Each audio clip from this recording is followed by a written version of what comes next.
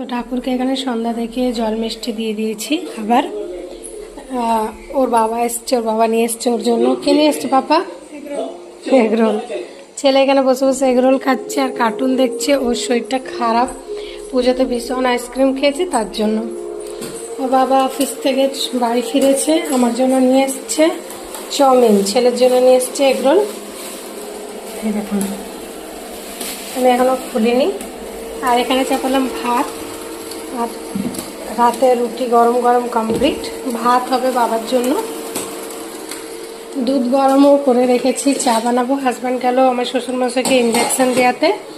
বাবার যখনই bleeding start হয়, মানে বাবার তো আপনাদের বলেছি ভীষণ অসুস্থ থাকে, দিয়ে ব্লিডিং হয়, তো সেটা স্টার্ট হলে একটা ওষুধ চালাতে হয়।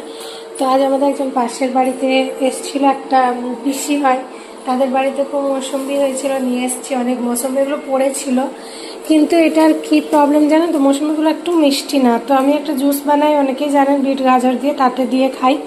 তো পিসি বললো নিয়ে যাও, অনেক পড়েছিল। তো এবার ছেলেকে পড়তে বসাবো।